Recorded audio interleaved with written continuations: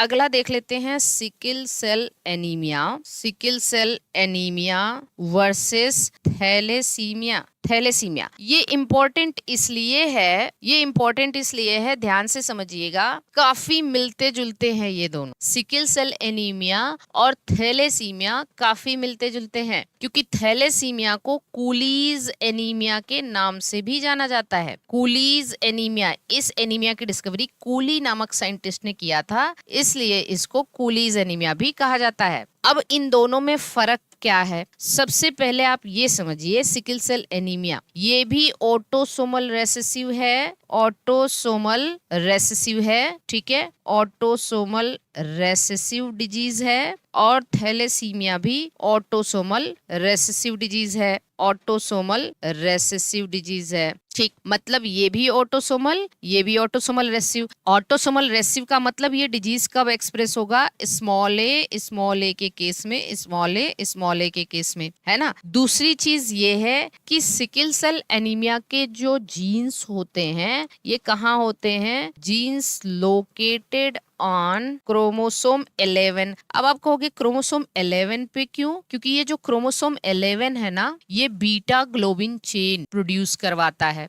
ये जो क्रोमोसोम 11 पे जो जीन है वो बीटा, हीमोग्लोबिन समझ रहे हैं? हीमोग्लोबिन के अंदर देखो, हीमोग्लोबिन के अंदर 2 अल्फा 2 बीटा होता है। जो alpha globin chain, alpha chain जो होता है उसको बनाने वाला जीन क्रोमोसोम 16 पर होता है, और बीटा को बनाने वाला जीन क्रोमोसोम 11 पे होता है, ठीक है। तो जो बीटा बनाने वाला, बीटा ग्लोबिन प्रोटीन बनाने वाला जो जीन है वो क्रोमोसोम 11 पे होता है। अल्फा वाले का जीन क्रोमोसोम 16 पर, सॉरी, अल्फा वाले का 16 पर होता है, और बीटा वाले का कहाँ होता है? क्रोमोसोम 11 पे होता है, ठीक। अब समझना मेरी बात को, एक्चुअली होता क्या है, ये जो, हाँ, यहाँ पे जीन्स लोकेटेड ऑन क्रोमोसोम 11, ऐसा क्यों? कि इस प्रॉब्लम में क्या होता है, जो यहाँ पे एक प्रकार का म्यूटेशन होता है। कौन सा म्यूटेशन होता है? आगे हमने आपको पीछे हमने पढ़ा दिया था, due two point mutation, due two point mutation, ठीक है। पॉइंट म्यूटेशन में भी कौन सा म्यूटेशन? मिस सेंस म्यूटेशन होता है। मिस सेंस म्यूटेशन हो जाता है इस 11th क्रोमोसोम के ऊपर जो जीन प्रेजेंट है उसमें मिस सेंस म्यूटेशन हो जाता है। तो मिस सेंस म्यूटेशन होता है तो उसकी वजह से क्या होता है, जो बीटा ग्लोबिन चेन होता है हीमोग्लोबिन में, अभी देखिए हीमोग्लोबिन में 2 सिमिलर अल्फा 2 सिमिलर बीटा होते हैं। अल्फा में 141 एमिनो एसिड होता है और बीटा में 146 एमिनो एसिड होता है। जो अल्फा चेन है उसमें 141 एमिनो एसिड होता है, क्योंकि 2 है तो हमने यहाँ पे 2 लिख लिया। 282 हो गया और ये 292 हो गया, दोनों को मिलाएंगे 574 आएगा। कितना आएगा? 5। मतलब हीमोग्लोबिन के अंदर, एक हीमोग्लोबिन मॉलिक्यूल के अंदर कितनी एमिनो एसिड है? 574 एमिनो एसिड है। कितना है? 574 एमिनो एसिड है, ठीक। अब बीटा ग्लोबिन चेन के 6th पोजीशन पे, ठीक है, बीटा ग्लोबिन चेन, या ये ऐसे लिखिए, मिससेंस म्यूटेशन है ना ये, तो यहाँ पे लिखेंगे 6th position of, at 6th position of beta globin chain. Beta globin chain पहले क्या था? Glutamic acid. ग्लूटामिक एसिड एक एसिडिक अमाइनो एसिड है, GAG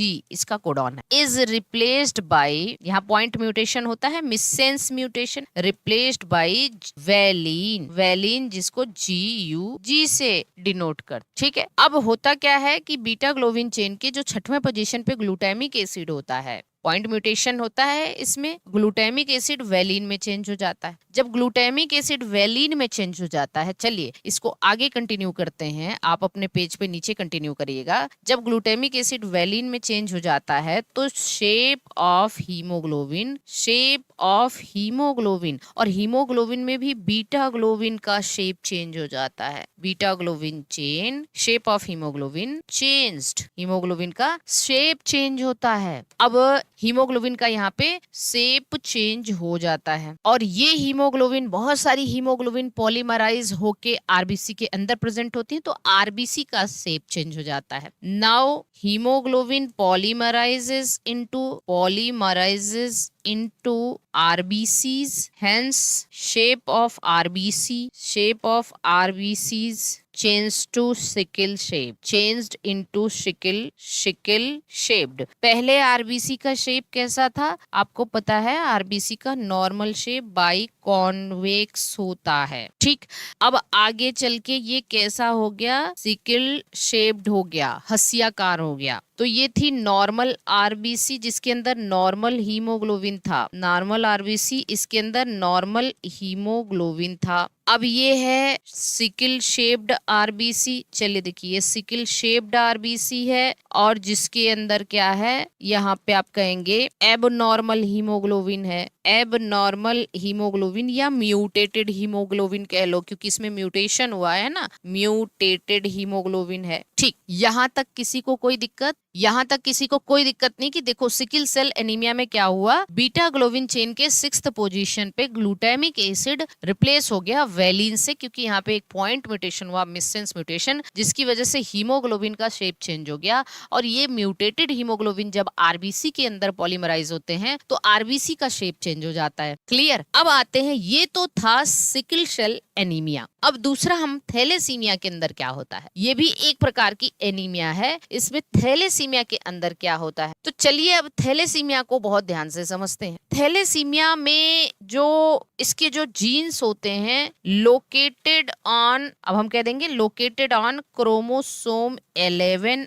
एंड क्रोमोसोम 16। ऐसा क्यों? क्योंकि दोनों अल्फा और बीटा चेन के क्रोमोसोम 11 और क्रोमोसोम 16 पर होते हैं। जानते हैं क्रोमोसोम 11 पे अल्फा ग्लोबिन चेन वाला जीन है, क्रोमोसोम 16 पे बीटा ग्लोबिन बनाने वाला जीन है ना। अच्छा, इसमें होता क्या है, यहाँ पे डिलीशन या म्यूटेशन, अब ये जो जीन है, जीन्स या ऐसे लिख लीजिए, इस प्रॉब्लम के अंदर क्या होता है, ईदर डिलीशन और म्यूटेशन, ईदर डिलीशन और म्यूटेशन, या तो डिलीशन हो जाता है या म्यूटेशन इन या of jeans of haemoglobin production, jeans of haemoglobin production. Haemoglobin के जो ग्लोबिन चेन्स हैं, ग्लोबिन चेन, ठीक है, उसके प्रोडक्शन के जीन में या तो म्यूटेशन हो जाता है या डिलीशन होता है, दोनों में। सिकल सेल एनीमिया में केवल बीटा ग्लोबिन चेन में जो है वो प्रॉब्लम आती है, पर थैलेसीमिया में अल्फा बीटा दोनों चेन इन्वॉल्व हो रहा है, दोनों में प्रॉब्लम आएगी। अब आइए इसको देखते हैं। अब आइए इसको क्या देखते हैं, हीमोग्लोबिन का। थैलेसीमिया को हम यहीं पे आगे कंटिन्यू कर ले रहे हैं। जैसे थैलेसीमिया में क्या है, देखिए थैलेसीमिया में क्या है, एक आपके पास है थैलेसीमिया, 2 प्रकार का होता है। थैलेसीमिया कितने प्रकार का होता है? 2 प्रकार का होता है। पहला थैलेसीमिया है जिसको अल्फा थैलेसीमिया कहते हैं, या फिर थैलेसीमिया ए कह देते हैं, थैलेसीमिया ए कह देते। दूसरे को थैलेसीमिया बी कह देते हैं। क्या कह देते हैं? थैलेसीमिया ए, थैलेसीमिया बी कह देते हैं, ठीक है। हाँ, या तो डिलीशन या तो म्यूटेशन। जानते हैं थैलेसीमिया ए का जो जीन है, ठीक है, वो कहाँ होगा? 16, क्रोमोसोम नंबर 16 पे, और थैलेसीमिया बी, इस डिजीज का जो जीन होगा वो क्रोमोसोम नंबर 11 पे होगा, ठीक। क्योंकि ए जीन, ए ग्लोबिन चेन बनाने वाला जीन 16 पे है और बीटा ग्लोबिन बनाने वाला, मतलब अल्फा ग्लोबिन बनाने वाला 16 पे है और बीटा ग्लोबिन बनाने वाला 11 पे है। अब आइए देखिए, बहुत ध्यान से समझना, जो ए अल्फा ग्लोबिन वाला जो जीन है, ठीक है, क्रोमोसोम 16 के 2 कॉपी होंगे, एक क्रोमोसोम 16 के कितने कॉपी हैं? 2 कॉपी हैं, 2 कॉपी हैं। इसमें पता है कौन कौन से जीन पाए जाते हैं? एक है HBA1, तो इस पे भी क्या होगा? HBA1, और दूसरा है HBA2, और यहाँ पे भी HBA2। ये 4 जीन है यहाँ पे। कितने हैं? 16 क्रोमोसोम के 2 कॉपी हैं, तो इस पे 4 जीन है, या सॉरी 4 अलील्स हो गए ना, यहाँ 4 एलील्स। देखो ये 4 एलील्स होते हैं, ध्यान से समझना। These 4 alleles are responsible for production of alpha globin chain, production of alpha globin. Alpha globin बनाने के लिए 4 अलील रिस्पॉन्सिबल। कितने अलील? 4 अलील रिस्पॉन्सिबल होते हैं। पहले नॉर्मल समझिए। बीटा ग्लोबिन बनाने के लिए, अब देखो ये क्रोमोसोम 16 है, सॉरी ये क्रोमोसोम 11 है, ये भी क्रोमोसोम 11 है। अब इस पे आपको 2 अलील मिलेगा, HBB और HBB। HB मतलब हीमोग्लोबिन से ले लिया गया है, ठीक है। H स्मॉल b लिख लो, कोई दिक्कत नहीं है। तो इसको H स्मॉल b और यहाँ पे H स्मॉल b। तो यहाँ पे these two alleles, दो alleles are responsible for production of beta globin. मतलब बीटा ग्लोबिन चेन बनाने के लिए 2 अलील रिस्पॉन्सिबल हैं, जबकि अल्फा ग्लोबिन चेन बनाने के लिए 4 अलील रिस्पॉन्सिबल हैं, ठीक। अल्फा ग्लोबिन चेन बनाने के लिए 4 अलील रिस्पॉन्सिबल हैं, जबकि बीटा ग्लोबिन चेन बनाने के लिए 2 अलील रिस्पॉन्सिबल हैं। अब इसी के नीचे आप लिखते जाइएगा कि अगर इन 4 अलील्स में कोई डिलीशन हो गया या म्यूटेशन हो गया तो अल्फा या थैलेसीमिया ए होगा, ठीक। चलिए उसी के नीचे आप लिखते जाइएगा, अल्फा वाले के नीचे, ए वाले के नीचे आप लिखेंगे, ए वाले के नीचे और बी वाले के नीचे लिखेंगे डिलीशन, या इसमें अगर क्या हो गया डिलीशन और म्यूटेशन, या तो डिलीशन या म्यूटेशन इन 4 एलील्स। हाँ, डिलीशन और म्यूटेशन इन 4 अलील्स, 4 अलील्स, ठीक है, 4 अलील्स। ये जो प्रेजेंट ऑन क्रोमोसोम 16 डिलीशन या फिर म्यूटेशन, ये जो 4 अलील आप देख रहे हो ना, कुल मिला के वही अल्फा ग्लोबिन चेन बनाते हैं हीमोग्लोबिन का। ये जो 2 एलील है 11वें पे, कुल मिला के वो बीटा ग्लोबिन चेन बनाते हैं हीमोग्लोबिन का। अगर ये 4 अलील में कोई डिलीशन हो जाए या कोई म्यूटेशन हो जाए, डिलीशन और mutation in 4 alleles present on chromosome 16 results in less production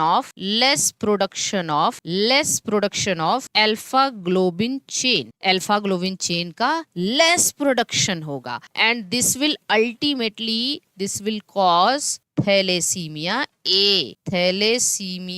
A, ठीक है। ये कौन सी डिजीज होगी, थैलेसीमिया ए हो जाएगा। फिर सिमिलरली यहाँ पे क्या होगा, इन जो 2 अलील आपको दिखे जो बीटा ग्लोबिन चेन बना रहे हैं, डिलीशन हो जाए या उसमें कोई म्यूटेशन हो जाए, डिलीशन और म्यूटेशन इन 2 अलील्स क्या था, HBB, ठीक है। 2 alleles present on chromosome 11 results in less production of beta globin chain, haemoglobin का बीटा ग्लोबिन चेन का लेस प्रोडक्शन होगा। दैट विल कॉज, इसकी वजह से क्या होगा, कॉज थैलेसीमिया बी। इस प्रकार के थैलेसीमिया को थैलेसीमिया बी कहते हैं। तो अब आपको समझ में आया। अब एक बहुत ही इंपॉर्टेंट फैक्ट आपको बताएंगे, thalassaemia be less production.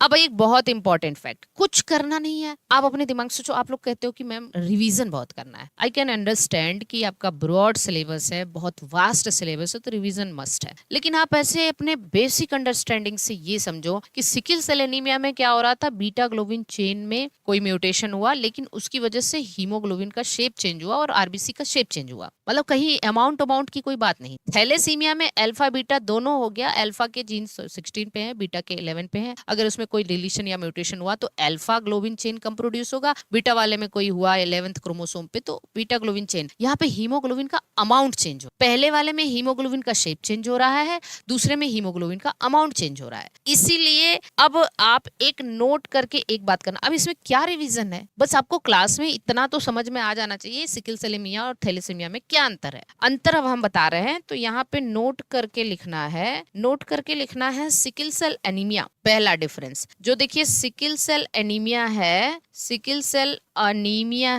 Is a qualitative anaemia. ये एनसीईआरटी लिखती है क्वालिटेटिव अनीमिया है, बिकॉज यहाँ पे क्वालिटी में चेंज आ रहा है। क्वालिटेटिव अनीमिया मतलब change in shape of RBC, change in shape of haemoglobin, कह दो shape of haemoglobin. While thalassaemia, जो थैलेसीमिया है, is a quantitative anaemia. Quantity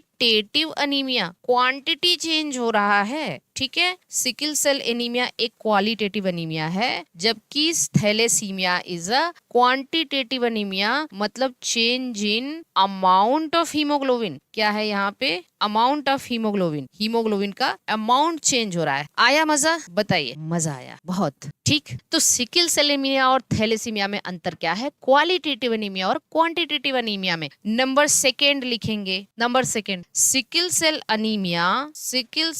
anaemia affects only beta globin chain while, मतलब केवल क्रोमोसोम 11 को affect करेगा, while thalassemia affects alpha globin as well